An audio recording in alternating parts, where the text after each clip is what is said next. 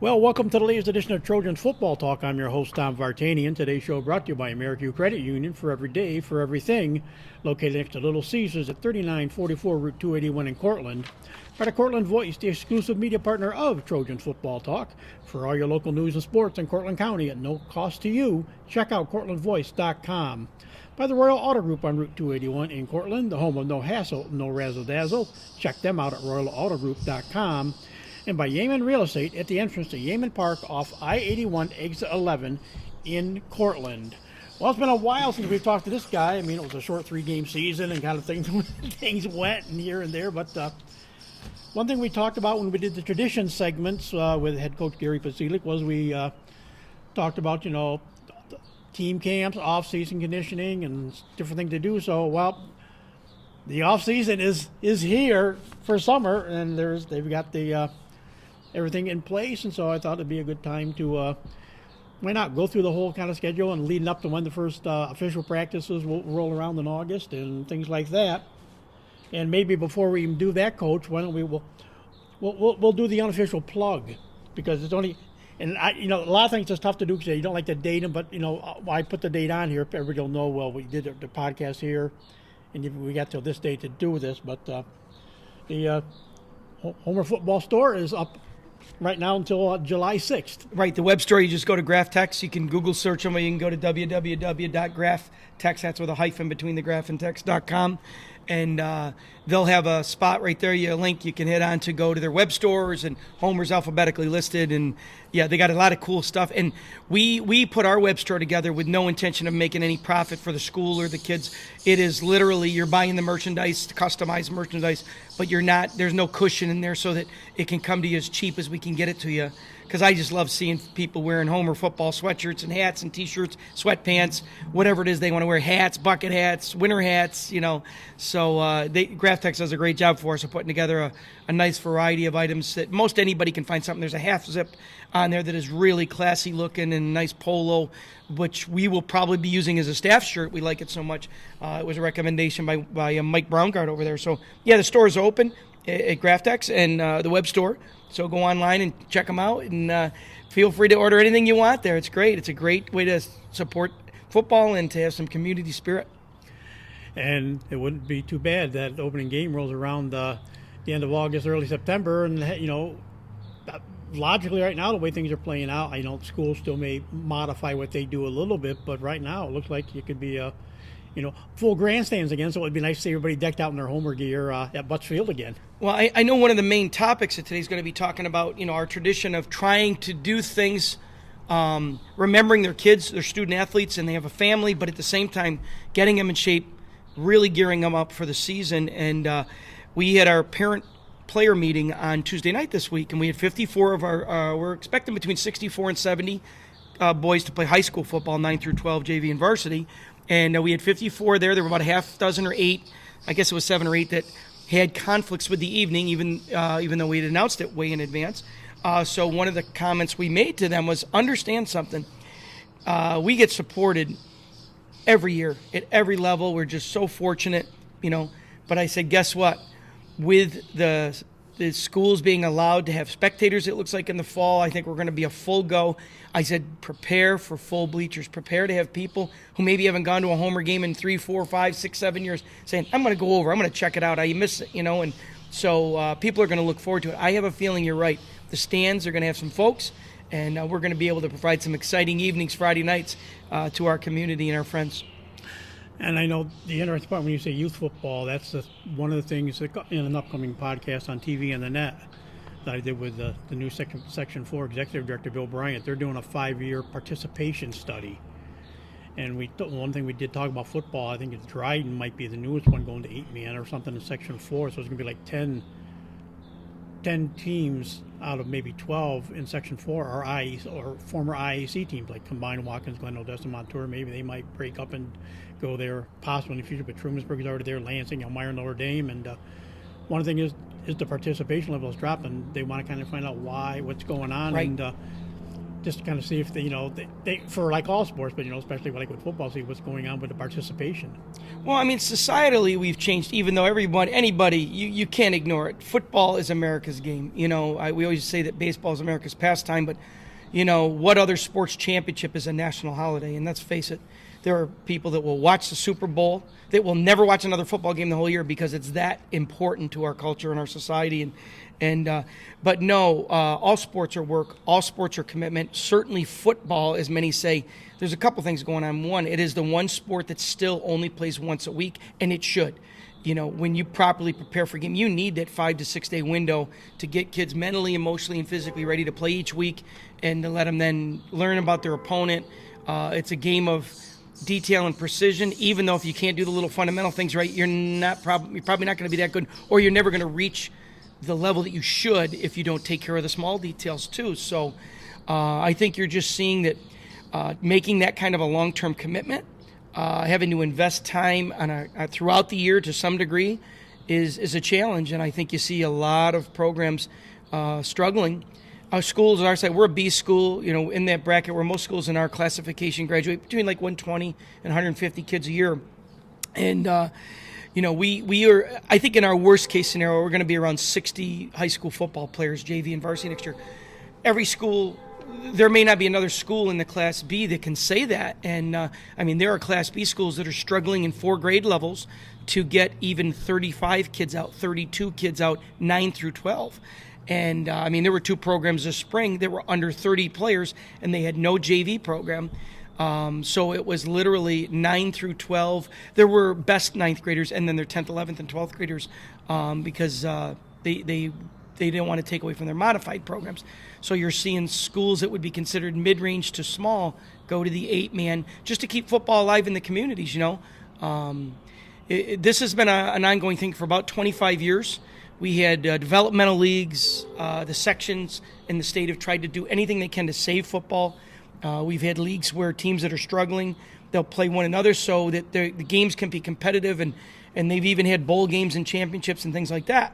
So, the powers that be and the people who love this game are trying everything they can to make it work. Well, 8-man has become a national trend. You can carry a smaller roster, play exciting football, and you don't have to say we don't have any football for the kids in the community that want it.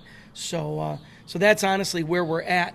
And it's neat to hear that Section 4 is in a position where they are trying to research and get some answers. That way we can do some things to make it even, find ways to reach people and make them realize how much it is worth it. It's worth it to be involved with a football program because the benefits go way beyond game night. And we all know that and realize it, and I think we're thankful. I told those parents the bleachers will be rocking this fall. I'm pretty sure of that. And furthermore, we're beyond 230 years now of Homer football coaching experience on our staff. There's over 230 seasons of Homer football that have been coached by the guys. The staff will have 11 for sure this coming season, even though we only have 8 positions that are paid. For modified diversity, and there's just, you'll struggle to find more than maybe a handful of schools in the state that can say that. They have coaches that have been around 30, that's 39 years for me. For Mr. Cottrell, it's going to be 32 years. Jimmy Whidden over 25 years, and everybody's been around more than a decade, with the exception of our new volunteers. That you got to find ways. That continuity and having that, I think, is helping Homer to somehow get more and more kids to gravitate to football than other schools that are comparable. So I'm appreciative of that and excited about it, and definitely looking forward to what's going to go on here in the next few months. So as we said, the season ended, well, it's funny, the season ended in April this year. You're just not used to saying that. You're usually saying it's ended in November or October, but like you said, the parents meeting the other night, and it's starting now, starting next week. You start the off-season conditioning, speed, agility, strength training, and skills start next week. Yep. Again, COVID has really changed calendars. We were 2 times prior to the winter season of indoor track, we were ready to get started on our off-season training. I know several districts, I talked to 2 coaches. One of them had over 50 practices in the school year before they ever got to the spring season because their school allowed it. Another one had, I think, 31. A close friend of mine was one in the Rochester area, former assistant. They had like 45 workouts, practices, weightlifting, and football. all through the fall. We didn't get any of that. We were not allowed to work with our kids in person at all. So we took advantage and had kids sign up for indoor track, and we worked outside and trained mostly speed, agility, and strength. But in the spring, with that quick transition from fall to football to spring sports, essentially there was not the opportunity to train with kids. So we have revamped our calendar a little bit. Typically, for the last decade, well, since 2003, we've been doing some form of a football camp for the 9th through 12th graders. We transitioned it to Homer, and that's a cool story. A gentleman, I might have mentioned this on a previous podcast, we went with Baldwinsville. It was Homer and Baldwinsville were the steadies at this camp that was at St. Bonaventure, and then later moved to St. John Fisher. But with that, we had Chittenango, we had Onondaga Central, I'm trying to think if there was another school involved while we were there. Well, a long story short, we were scheduled the first week of summer, like we had done every year. Right after graduation weekend, let's go get football camp. Get them juiced up, get them excited, and then you can let them go into the summer knowing that when they can be with it, they will be, but they got to go on vacations. And, well, the gentleman who ran the camp and organized it moved it and never told us. Forgot to call us. We literally had loaded buses and were ready to leave the next morning. And when I called him, he goes, "Oh, I didn't tell you we moved it to the middle of July." So immediately reached out to the rec department and Homer. They supported us. And we did our camp at Homer High School, and the rest is history. We've never gone away from it because we get almost 100% attendance at it. And that camp is 3 days. It's a lot like preseason, but it's way more than that, and it's fun activities. And we usually wrap it up with like a trip to a theme park or kayaking races down on one of the local lakes, or paintballing, or we did laser tag twice because the kids loved it so much up in the Camillus area. So we have found a way to just gel as a team before the summer even kicked off. Well, we just were together a short time ago, so we are going to do very structured morning on next Monday, Tuesday, Wednesday, the last 3 days here in June. We are going to do speed agility. We call it SAS, speed, agility, and strength development for all athletes. Not just football, but it's going to be just football next week, and skills are going to be included. We're going to be talking offense and defense, so it's kind of cool. I got so many coaches willing to volunteer, so we have enough staff to break the kids down. And the third day we're going to spend 45 minutes, two-hand touch, but we're going to be scrimmaging. We're going to run plays and execute our defense and do our calls and adjustments, and so it's a great fun way to kick the summer off. Then the boys get a week off for the 4th of July. And then starting on the 7th of July, which is a Wednesday, from there until August 13th, every Monday, Wednesday, Friday morning, 7 to 9 a.m., we'll do SAS and skill training. Mr. DeMatti and I are the ones who primarily run it. We have other coaches that do join in. And that we got soccer players that are going to join us this year because it's speed, agility, and strength training for an athlete. To be an athlete on the move, to be an athlete who wants to not get injured. So that'll pick up on July 7th. And then once the 13th is over, the following week we're going to actually do a team camp. A couple of days, mini camp we're calling it. This year it will be free. We didn't fundraise, so we'll probably pack lunches or something like that. But we didn't want to shortchange our kids, so we're going to do a couple days on the 17th and 18th of August. And that'll be morning and afternoon with a 2-hour lunch break. And then with that, the kids will get a week off before season starts. And it'll be exciting to go back to old-fashioned double sessions on the 23rd of August. So we're definitely organized, ready to roll. In fact, I call it a checklist calendar.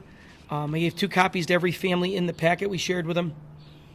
From the meeting we had on Tuesday the 22nd until December 5th, the day after the state championship game, when we'll have our banquet, our parents know our schedule from the 22nd of June until our season is complete next year, including our banquet. So we try to be structured to make it easy on families mentally. We give them one to post on the fridge, and then there's another one in the booklet they can take with them wherever they go during the summer. And so we're looking forward to working with those kids and having some fun getting in shape.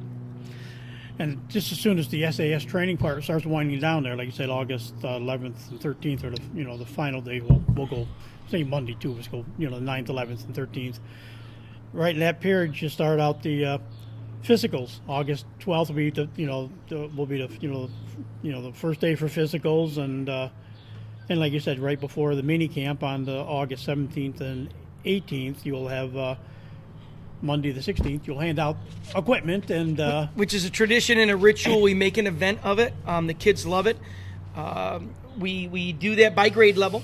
There's a pecking order, and we seniors, they get to go first. But the truth is, whether you're a 12th grader or a 7th grader, we're getting premier equipment, some of the safest equipment that exists out there for football at every level. So yeah, we'll come in, and that's great. You get them all there, and that way it's between the physical dates. One of the scary things for me as a head coach this year is the physical concept was grandfathered, and kids did not, by New York State approved it, did not have to have a physical within so many days of the season, like typical year. Well, we're back to normal as far as that goes. Every kid has to have an updated physical. If they have it more than 30 days outside of football start, then they have to go, even if they get their own family doctor to do a thorough physical, they bring that to the school nurse, and they have to be within 30 days. They have to fill out what's called an interval history form, so we can know if did they wipe out on their skateboard and break their wrist and have a cast that we didn't know about in the last month, or so we're back to normal as far as that goes. So the physicals are on the 12th, and then again on the 18th. You'll notice equipment's the 16th, so I can say, hey, you're not approved yet on the family ID system we use to get every kid signed up for every sport in the school. So you must get your physical on the 18th, or if you don't have one in the nurse's hands before the weekend, you can't start practice on Monday, the 23rd. And so there's coaching strategy in here too, that, hey, you missed the 12th or you couldn't go, get in there the 18th. It's free. It's a complete physical. And it's just great for all of us mentally to know these kids are coming in, having had a great physical to get ready for season. And actually, it's this year, I would say it's almost like a week later this year that the season's technically starting. Usually it's been right around, the 15th, 16th, 17th. And this year, like you say, it's August 23rd is the first day of practice. And, of course, that first week is your double sessions, the 23rd, 24th, 25th, 26th, 27th. They're all double sessions.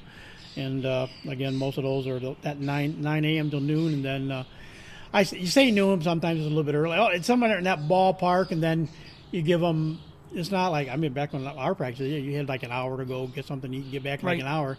There's that 2 hour, basically a 2 hour window. Then yes. Everything's back to 2 to 5 after, but that's how the double sessions are set up for that first week. Well, and I think you're working with families and they're trusting you with their sons and or daughters in some cases for us historically. And the reality is what I've gotten, you get older, you get a little smarter. As a coach, like you'll see those ending times. I told my parents at the meeting, like I've told for several years now, when I give you this calendar, 5 o'clock means they will be at the parking lot if you're bringing them back and forth to practice. Like you say, 9 to noon. Now the varsity, the JV kids will sometimes we're all together that first week, so it's shortly before noon when we wrap up. We're rarely done before noon that first week. We're real tight to the schedule. 2 o'clock in the afternoon, you'll see what happens is like the morning 9 o'clock. It's they should be dressed and ready to go by that time, 9 or 2.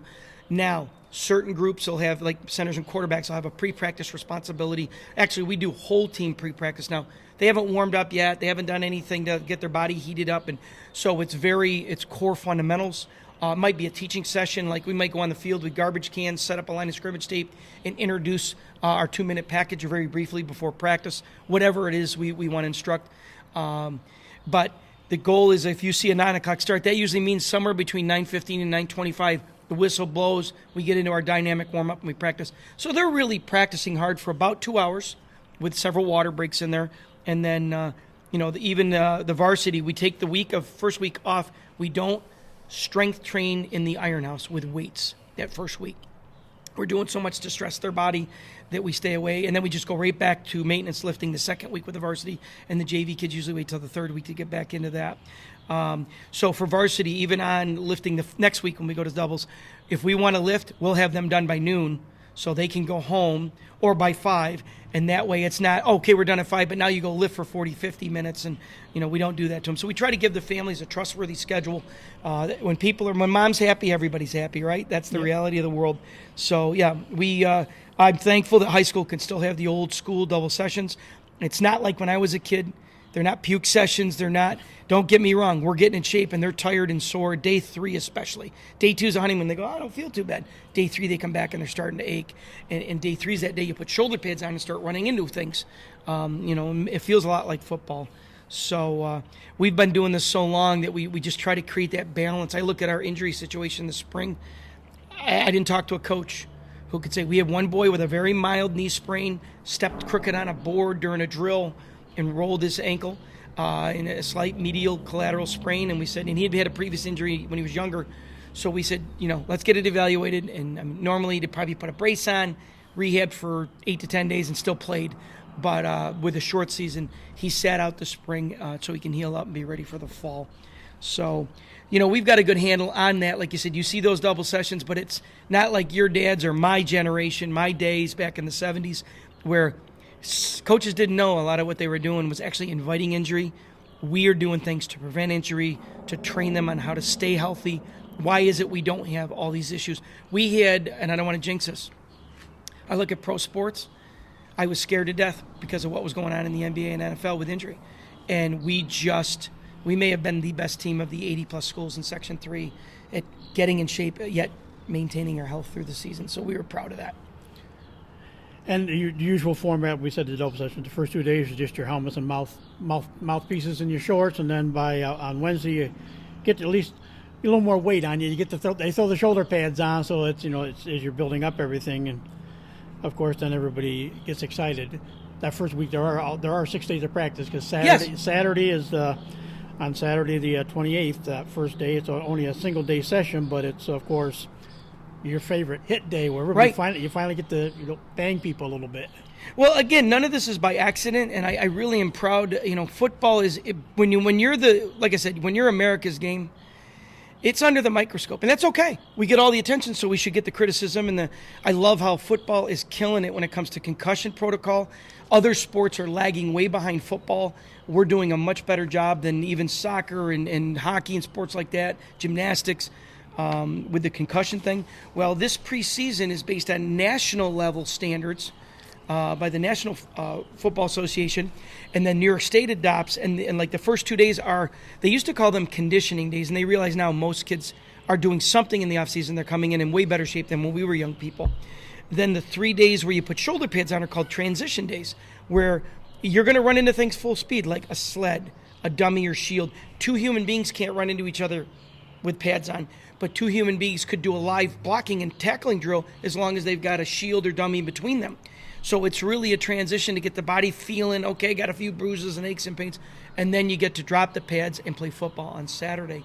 And so it's that has evolved over the last 50-plus years, and it keeps getting better and better, where you can get kids to play as soon as possible because everybody knows they like to play. That's the fun part. The drill and the fundamentals is a coach's ecstasy, but the kids, they want to line up and go tackle guys and run the football and catch it. And so this is a system that's been in an evolutionary process for more than 50 years, but really focused on for the last 50 or so years, and it's come to really give people a chance to get kids in shape, get them ready for the season, but yet have them have fun early.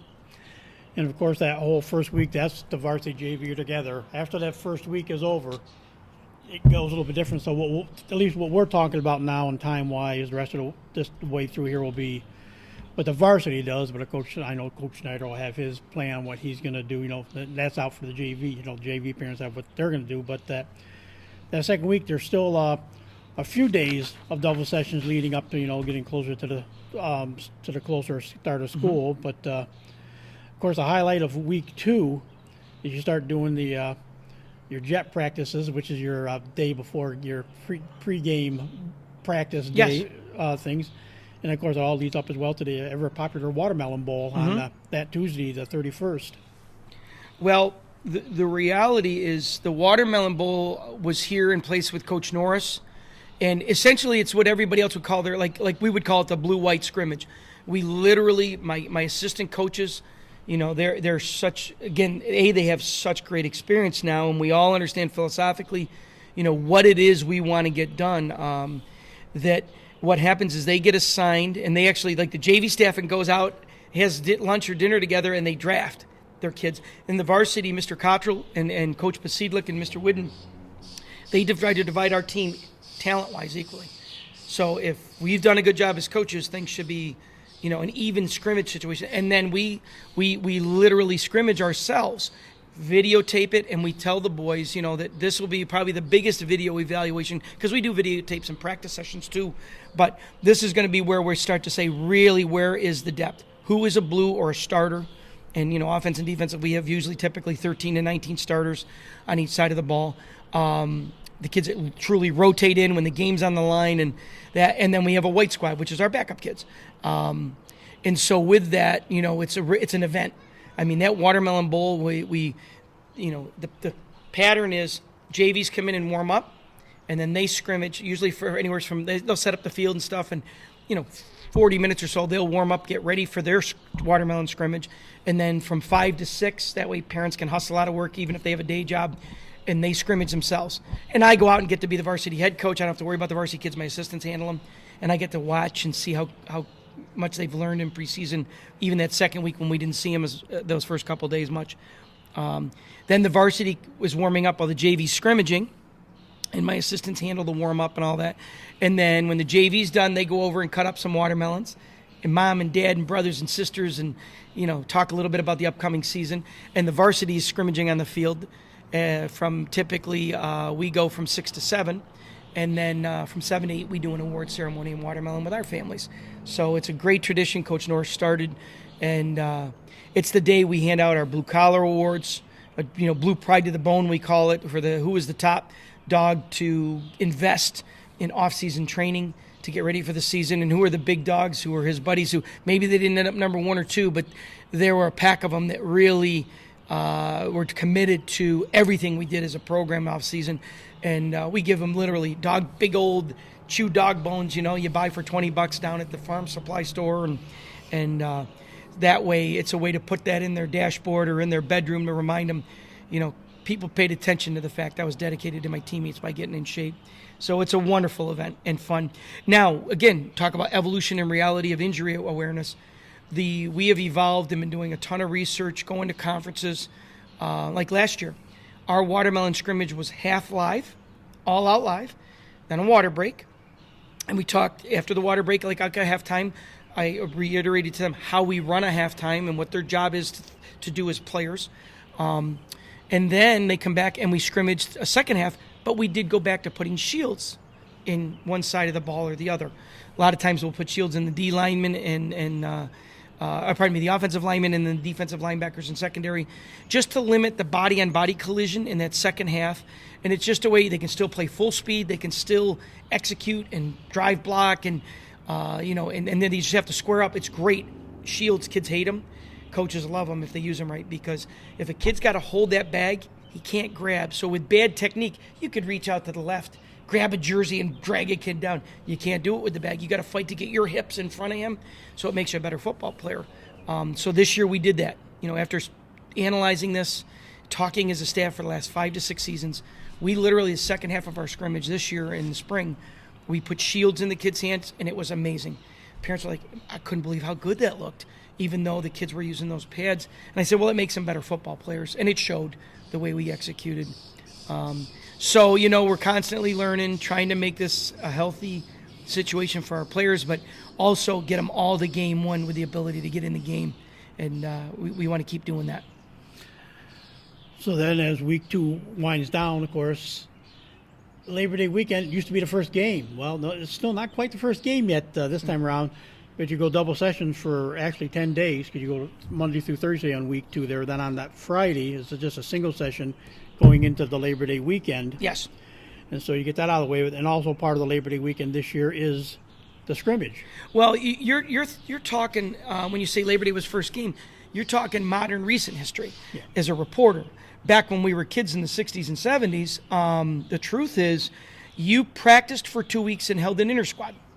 So what we do on the Tuesday of the second week in the evening is we used to be done on the second Saturday. And then after 2 weeks of double sessions, then the third week you had your school scrimmage, another school, typically just one school. And then the fourth week of practice was your first game. And a combination of kids are in better shape than they were back in the 60s and 70s coming to season is a rule, because we're doing so much with them in the off season. Plus, we live in a immediate gratification generation. Football said if we don't change, we're going to lose kids. And so now what you were saying is, yeah, games are often before school starts. They'll be before that, that Labor Day weekend. But that's when you do the mid-August start, and everything the calendar is dictated by when is the state final. Well, the state final, instead of Thanksgiving weekend this year, is in the first weekend in December. So because of that, we didn't have to start on August 16th. We're going to start on the 23rd. And I think that's better, because with the 16th start, the kids will be giving up almost 3 weeks of summer vacation. I don't think it's fair to young people and their families. So I'm happy that the level heads have come through. And, so what you're saying is right. Scrimmages have evolved. I mean, everyone usually wants in on our, we have a multi-team varsity scrimmage, usually typically 4 teams. You get 3 other schools, you go against them all, and it's controlled and limited, but it's great for kids because we have a nose guard typically in a lot of our defenses early in the season, so we're practicing against what we call an odd front. But then you invite 2 schools that play an even, and you play one with an odd.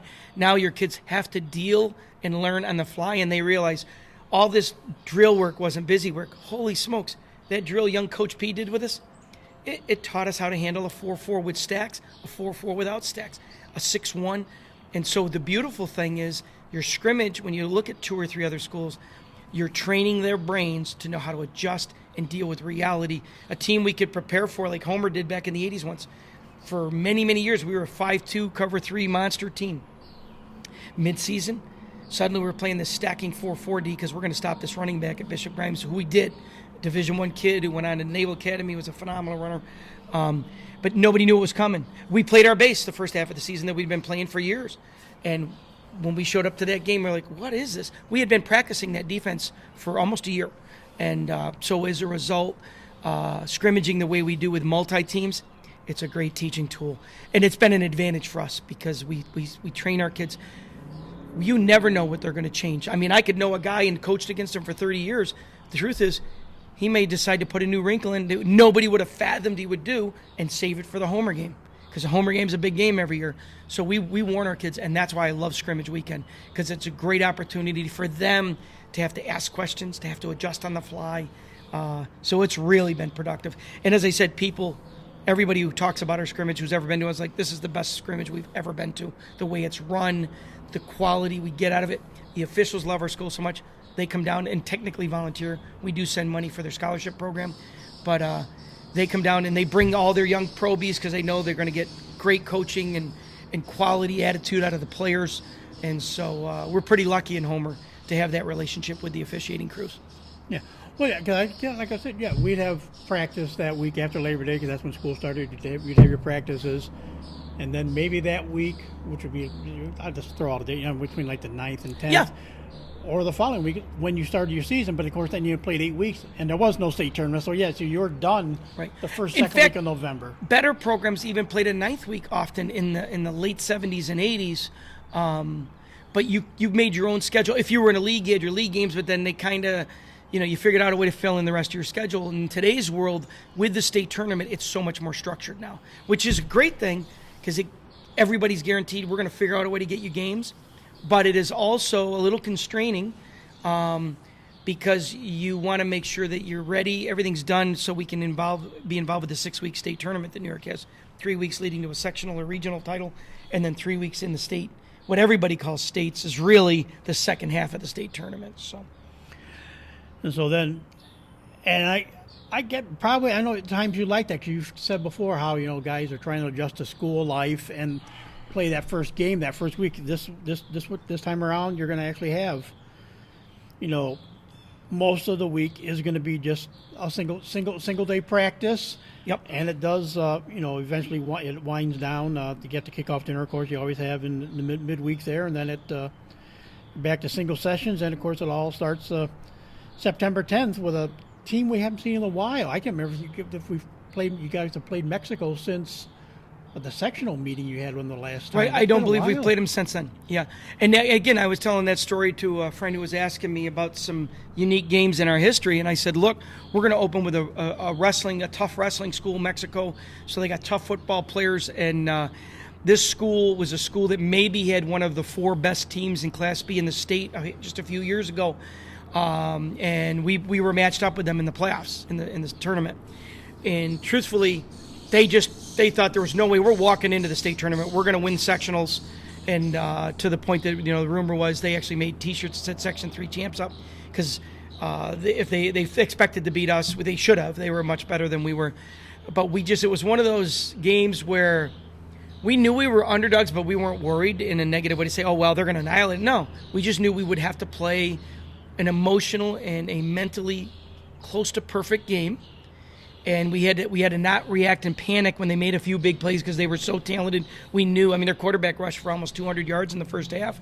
And our kids didn't panic. And our experience and our commitment to one another showed. And truly, one of probably the 4 or 5 biggest upsets of my coaching career as the head guy. Corcoran early in my career when we beat a team with literally 6 Division I recruits on it, and we didn't have a single one. And then this game, we beat a team that probably 9 out of 10 times beats us. So, yeah, we haven't played them, and we're looking forward to it. T. Marabito is our head coach. His name is Anthony. Everybody calls him T. And so we're excited. It'll be early in the season. We don't know a lot about them. That's probably an advantage and disadvantage to both teams equally. Not that we've changed a lot, but so I'm looking forward to that. It'll be a really exciting opener for us playing the Mexico Tigers. And there are only 3 home games all season. Of course, Mexico, will be Hall of Fame night, of course, the annual halftime tradition there. But week number 2, another familiar foe and a familiar road trip up by the casino up to playing VVS in week 2. Yep. And what's cool, VVS, the last couple of years, they just finally went to turf. They were the barnyard, Jimmy Wooden called it. A little bit of rain and your cleats, you'd lose. You couldn't see your cleat in the mud, literally. We've played there in playoffs like that. But they went to turf and they went to Friday night football under the lights. So we're excited to play. First time we've ever played at night at Vernon Verona Cheryl at their place. We've played them at night in the playoffs multiple times, but never at their place. So, and they're going to be one of the top dogs in that B East division. So it'll be a great early test to see. Are we going to be a team that can be a playoff contender with a threat to win Section 3 next year? So I'm excited about that early one. Is Mexico considered B East also? Mexico, no, is in our Mexico. We was going to be in our division, but we went to 3 divisions. So now there's a B West, and how we did it is based off of what happened with the COVID season. They tried to cluster schools similar in population that were close to each other, not more than a county away, because COVID regulations were different county by county. Well, with the trouble of having to help the A schools out, which is loaded, several of the A schools used to be AA. So the A schools are really big, fast, and strong this year at every level. Teams that have been winning the A's in playoffs in the last 15 years are in the middle of the A pack now. And they're still great programs, but there's so many, like FM is now an A school. Auburn may have one of the best teams in the state. Indian River's got clearly one of the 4 or 5, maybe one of the best teams anywhere in the state. So what they did to accommodate that, to limit the number of crossover games with A's, we went to 3 B divisions. So Cortland and Homer were a B pod, and Marcellus and West Hill. So we're in one league, B West. And we've been in B West together. Now Mexico, who's been in our league many, many years, Mexico, Camden, South Jeff, Oneida, and VVS are in the north. And then the central is New Hartford with CVA, Central Valley Academy. And they put Tech and Chittenango, which are real close to Syracuse, in another pod. So that's the East for this year. So with that said, Mexico's not in our league per se, but they are. I think after the season we'll go back to the 2, and they will be. So yeah, what's nice is Mexico is a foe that whenever they're in B football, they've been in our league. Syracuse IT's been on our schedule and in our league for years. And although they're technically not in our league, they're still on our schedule. So that's kind of nice. And then we get to the league schedule after Syracuse Tech on September 24th. Then we move into the league schedule. We're going to play at West Hill on the 1st of October. Non-league at Indian River. And truly, I will be stunned if at that point in the year they're not the number 1 ranked Class A school in New York State. They have a running back that's not even going to be a senior. He's a junior this year. Coach Marcel's son. This kid he'll be up again for Player of the Year next year in New York State, all levels. He's just insanely good. And why did they assign us? It's obvious. The first assignment, who is going to play Indian River? We have to have somebody has to play Indian River in Class B. And of course, everybody said, well, Gary always says travel is non-issue for him, and it is. I don't care about. And they said, we think Homer's program can always play with anybody. So we were assigned Indian River. And again, it's a compliment. But we're not going to worry about Indian River until we handle the other games, the first 4 of the season. But that'll be a non-conference game followed up by the home court jug in our league. So it's a league game. It's home court jug. It's senior night. It might even be homecoming that night, so it's going to be a big deal. So no matter what happens in that Indian River game, if maybe we can't beat them, maybe we can. We'll see. But either way, regardless of outcome, we can't be fat-headed because we got our rival the next week, and it's a league game. And then we're hoping the league championship comes down to that 7th week, October 22nd, with Marcellus. Go to Marcellus in the home of Marcellus winner. We expect to be that to be the league title game. So I'm hoping for that. Yeah, I always joked when I was a reporter. Well, okay, for many years. Okay, this year we get to go to Adams to South Jeff for the long hike up to South Jeff. Well, right now, like you said, this road season, other than Marcellus, which is and West Hill, that's the short trip. Well, yeah, West Hill, but yeah, you can say VVS, going to VVS, going to Indian River. Those are getting, VVS isn't a bad hike, but it's a little bit of a hike. But Indian Rivers will be a... Oh, it's over 100 miles. Teresa, New York. Yep. I mean, it's great fishing up there on the river, by the way, if you're a fisherman. But no, in Indian River, again, beautiful turf stadium now. You look at our schedule, and literally everyone will play. We're playing on turf the whole year. The day of natural grass is almost gone, and that should be. This turf is way safer than everybody's natural grass. Maybe there's one game a year the natural grass is as safe as the turf, but with the technology built into that turf today, moms and dads should be thrilled their kids are playing on the stuff we're playing on. It's just so much safer and better for our kids. So yeah, it's a great schedule. We've had far worse travel schedule, though. Yeah. I told the story where one year our road trips were Fulton, Carthage, New Hartford, and Whitesboro. So Fulton was a short trip, and the Carthage head coach at the time volunteered and said it was a 2-year schedule cycle where no matter what, we were flipping it to the next year when we weren't going to adjust for state numbers or anything. So their coach called me and said, Gary, why don't we switch our game and you come to us next year because you have those 3 other long road trips. Terry Kaufman was his name up at Carthage. So we did that. So we didn't have to go to Carthage that year. But then the next year when we went to Carthage, our other road trips were West Hill, Marcellus, and Short Solvay, I think was the other one. So for us, fortunately, I don't – football's a once-a-week sport. I don't have any problem with the road trip. I don't.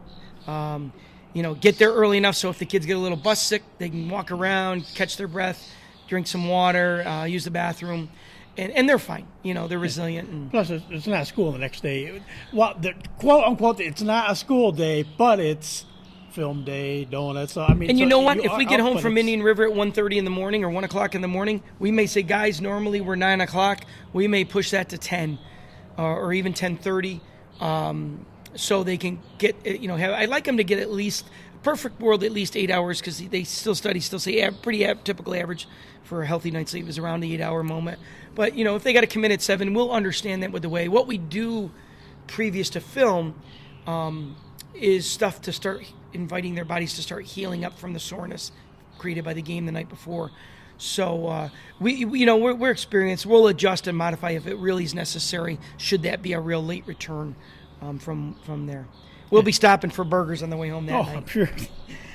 Like I said, right now, homecoming still to be decided by the school. It'll either overall, but it'll be the Tech game or it'll be the Cortland game. I would almost just knowing the normal thing, like say Hall of Fame night. You got halftime activities with the Hall of Fame, and that's opening night, so you really don't do it there. You hate to do it. You kind of hate to do it against the Tech game because that's the youth football night, and that's the night the kids get to go out. The youth get to go out and do a little halftime show of their own. So you kind of hate to be trying to do all that. So it kind of just logically makes it, probably going to be the Cortland game. Why not senior night? Throw a little homecoming in, and wouldn't it be cool? Guess somebody's playing for the home court jug on the same night. Yeah, and wouldn't it be cool that maybe like a trip to the past where we've had games, the Cortland Homer game, where we're way beyond 1,000 spectators. And think about it. There's only 60 or 70 kids in Homer and maybe 30, 40 at Cortland. So 100 kids in our community, and we get tenfold that number of spectators coming to watch those kids. It's pretty exciting, and we're thankful we still have that rivalry. And, of course, for those people that are curious, the rest of the way, you get to that weekend of October 29th and 30th, the Section 3 quarterfinals. Then the first week of November, the 5th and 6th, will be the sectional semifinals. Then the 3-day span of the 12th, 13th, and 14th will be the Section 3 finals, and so that's what November looks like. Then you jump into the end of November where, now it's not the state semis and the state finals. It's going to be the state quarterfinals. We're going to be November 19th, 20th, 21st. followed by the state semifinals around that Thanksgiving weekend, the 26th, 27th, 28th. And then you said December 3rd and 4th will be the state championship. I don't know how that's going to look, because I haven't seen what all the schedule looks like. I don't know where the winter is going to fall in, or if there will be that overlap. But even if it is the overlap for the start of the winter season, usually around that weekend, it won't be a big deal, except for the teams that are involved. And right. like I said, there's only there's 10, so few. There's only like 10 teams involved, so it's not going to be a big deal. Well, the finals week, where you'll be in your second week probably of winter sports, there's going to be 10 schools involved. And if they do a state-level thing with 8-man, 12 schools. So, because it's an upstate-only thing. In Long Island, they do their own thing down there. They have the Long Island Championships typically that weekend of Thanksgiving. So the truth is that, it's 10 schools across the entire state. So it's if we're going to have a tournament, that's okay. I think that's okay. And plus, too, those winter sports very typically they've got scrimmages and things, so the kids they're not missing out on gameplay, And, of course, December 5th will be the year-end banquet. That's when everybody gets together for that one final powwow before everybody goes their separate ways into their other sports seasons. And then, of course, off-season conditioning kind of starts right after the banquet anyways, too. But it's full force. I'm glad you bring that up, Tom, because the truth is, for several years now, on the 5th, in the envelope of all the returning players, we create a nice history packet thanks to you. They get the Trojan tidbits, and usually we try to photocopy whatever newspaper articles that have been about them and share it as a keepsake. And in that, there will be this schedule that you see here. So literally on December 5th, they will know what opportunities they have to become a better football player from December 5th until the start of next season. And so we give them a structured day-by-day calendar for the entire year. So moms and dads can plan vacations accordingly, and the kids really know they can make a way to be involved with football whenever they can. So that'll happen, after that banquet for sure. We do typically, if we get knocked out of the playoffs, we'll start opening up the weight room and the speed and agility rooms in the building. But it's after the banquet that it's official, and we strictly ask kids that don't play a winter sport to get in and train at least 3 of the 4 days a week. We'd like them there all 4, and then same thing in the spring. If you're not playing a spring sport, get your butt in, stay in shape, improve your strength, and do anything you can for injury prevention so that we can go to football season excited and healthy. And we'll throw this out here just because, again, all times are still to be determined. But as of now, there are at least 7 JV games that start out the season. The week of September 13th will be the travel to Solvay. Then the 20th will be Chittenango. The 27th against Fowler. And then that'll be the second home game of the year. Chittenango and Fowler are both home games. Then October 4th, go to Syracuse IT, which basically will probably be Fowler Stadium again, like it right. The same stadium. Because it would either be there or Corcoran, there. But the AD over there said that we're trying to play all Tech games at Fowler's brand new stadium. Then it's then October 11th will be Indian River, followed by, there it is, the trip to South Jeff, up to Adams to play South Jeff. The JVs will on October 18th, and then they'll wrap up, there'll be a game on October 25th against Marcellus. Then it kind of falls down to, I think it's that November, trying to get one more game in on November 1st there, and that's kind of who's in the playoffs, who's not in the playoffs, and who's available, or who wants to play a game that week. Well, there's 2 observations you see here. First of all, our JV staff could take over for our varsity staff, and we wouldn't miss a beat. There aren't many varsity JV modified staffs as good as ours, so we're very, very fortunate in every level. Knowledge, sincere concern for the kids, football, teaching ability, all that. But something you should notice, if you go on the internet, you'll find a JV schedule. The reason that Homer, it's a compliment. The reason we don't have an 8th game is because our JV team typically plays 8 and a lot of times 9 games. And what they do is because we are fortunate to have a JV program that can compete. Even like we destroyed Henniger's JV team this year in the last game of the season. And, we beat a AA and A, Bs and Cs in football this spring with our JV team. So the truth is that rather than make an assignment, the 2 teams they were going to match up, the exact quote was Homer could probably guarantee a win if they couldn't play their 10 best JV players. That's how much better they felt. So what they said is, we're going to hold off like we normally do, and they call it often the JV Super Bowl for Class B. Some years it's Casanova, other years it was Oneida. So 8th week and 9th week, we're going to get our JVs matched with quality JV programs that are still able to field a quality JV team. And that's a compliment that they don't have an assigned one. The schools that have been struggling a little, they all have their 8th game assigned, season will be done, but they know Homer's kids are willing to have to wait to see who they face, because the odds are it's going to be, we invited, what the heck's a school out of Rochester that's they're nationally renowned, not Kearney, the other one. Aquinas.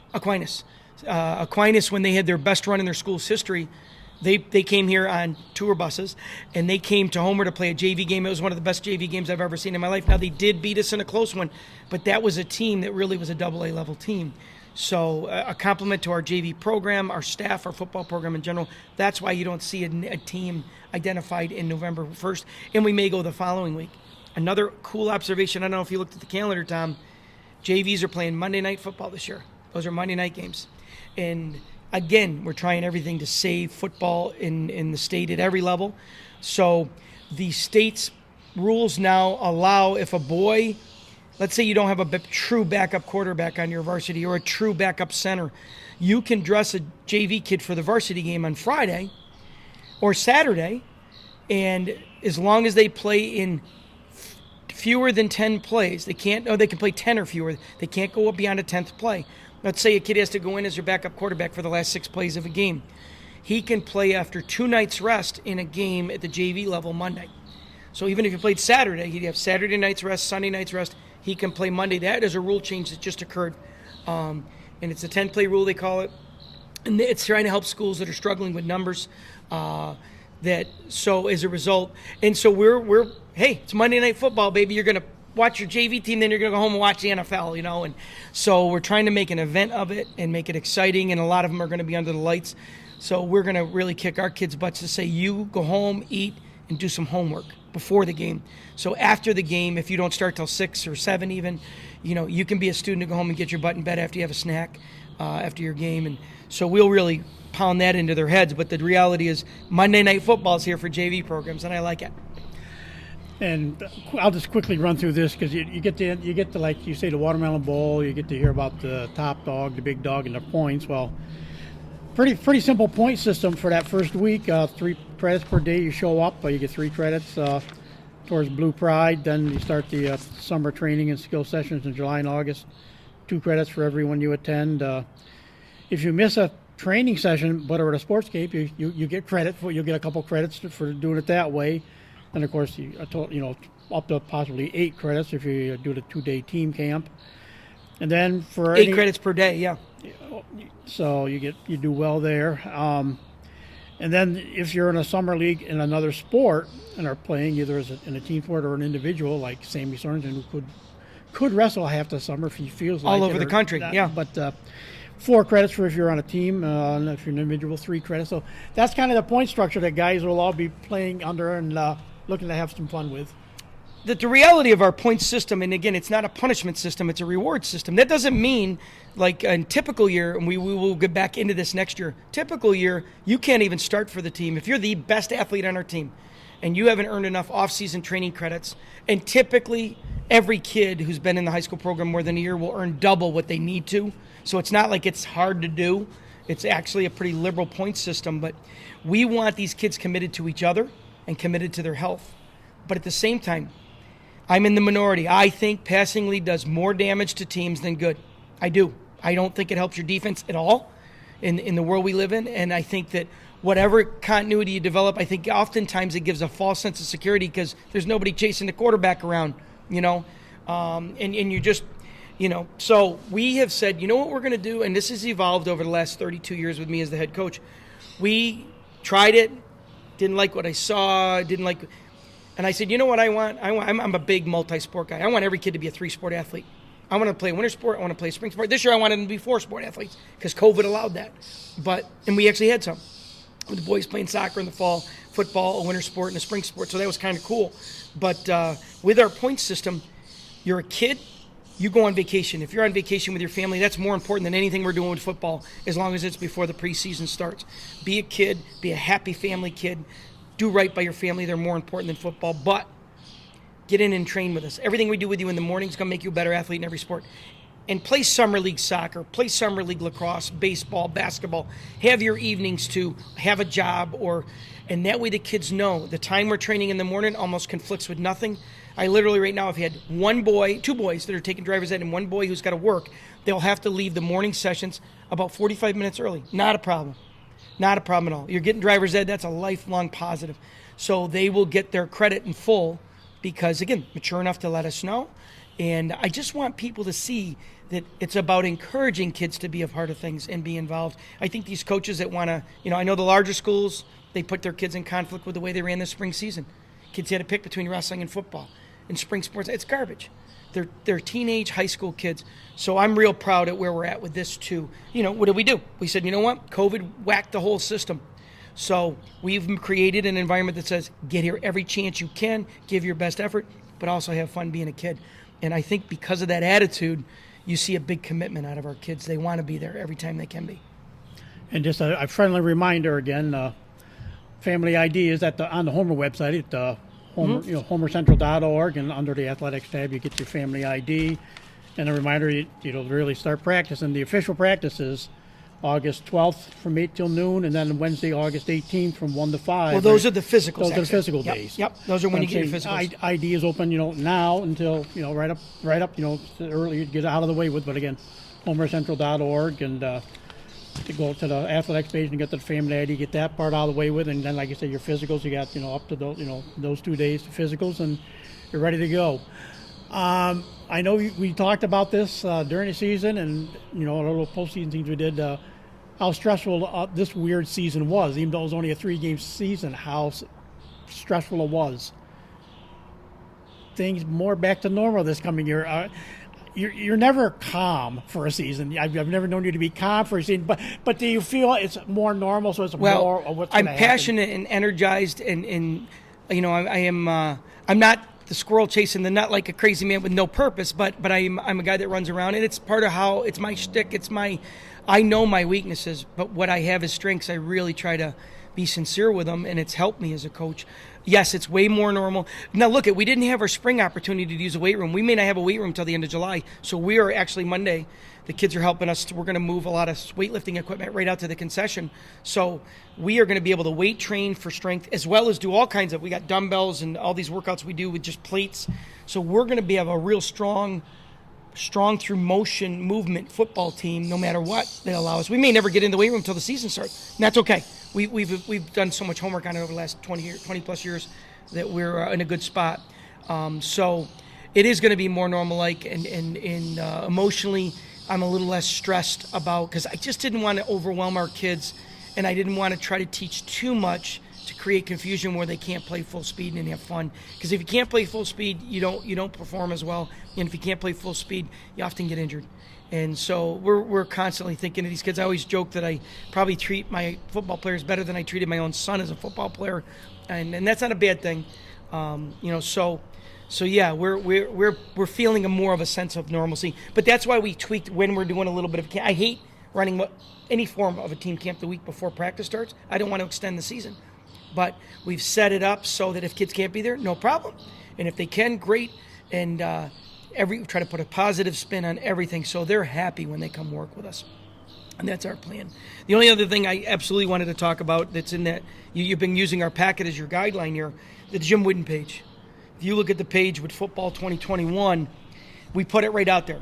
We do not apologize. We're getting ready, 74th season, getting ready for the 602nd game in the school's history.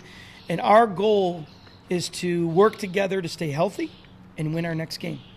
And that's, I don't care if the next game is Mexico, and that's what it is for us now, or the next game is the New York State Championship game. We are going to be dedicated to one another to be the best player we can be on game day for our next game. In doing that, we expect to work to win our league championship in the B West, to be Section 3 champions for the 6th time, and to be New York State Class B champions for the 2nd time. That's our plan. And Jim Wooden several years ago said, no shame in it. He said it verbally at one of these parent-player meetings to kick off our season, And so we decided to put it in writing in our booklet every year now. That we do not apologize that we coach to win, but we do it with class and dignity. And you know what? If we go out and give our best effort and we lose to a team that was better than us, there's no shame in that. There's no sense to shed a tear. So, I want my families to know that's our mindset when we're coaching their boys. And, of course, with that, I do have some segments that we'll work on. Somehow we'll maybe squeeze them in during August between practices and everything that's going on and things you want to do. But this is the time that we give Coach P his break, too. He's getting ready. July is camping month. So it's your time to escape for a while with you and your lovely wife and yes. Get away and have some fun and do some fishing. I know we'll see all the sorts of fishing pictures showing up and different things. So, like I said, we've gone 6 months with Trojan Football Talk, and we've done well for 800 downloads. Just to let people know, we got some former players coming up. Matt Cahey, I'm going to be talking to soon. Drew Cottrell. Great people. All three of the Connery boys are going to be part. I'm working on Andrew Van Patten finally. He's got some free time. We're just trying to line up with him. I'm still working, hopefully, with the Yakovone brothers and the Rivers brothers. And,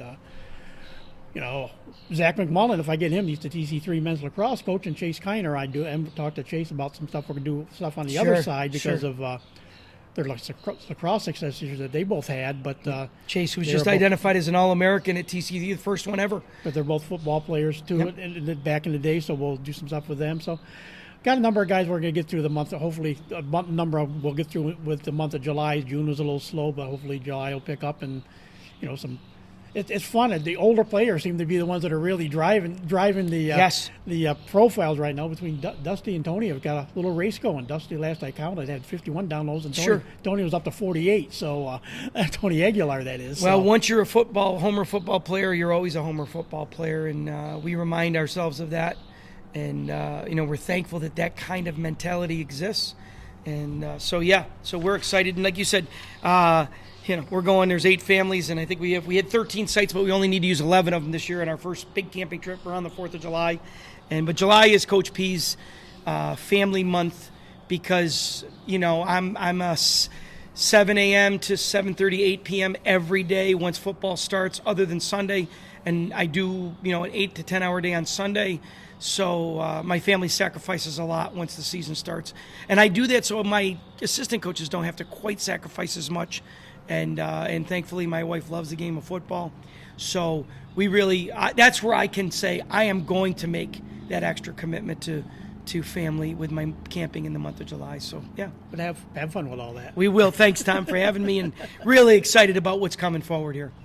And that'll do it for this edition of Trojan Football Talk. Today's show brought to you by AmeriQ Credit Union, for every day, for everything. Located next to Little Caesars at 3944 Route 281 in Cortland. By the Cortland Voice, the exclusive media partner of Trojan Football Talk. For all your local news and sports in Cortland County at no cost to you, check out CortlandVoice.com. By the Royal Auto Group on Route 281 in Cortland, the home of no hassle, no razzle-dazzle. Check them out at RoyalAutoGroup.com. And by Yeaman Real Estate at the entrance to Yeaman Park off I-81 Exit 11 in Cortland.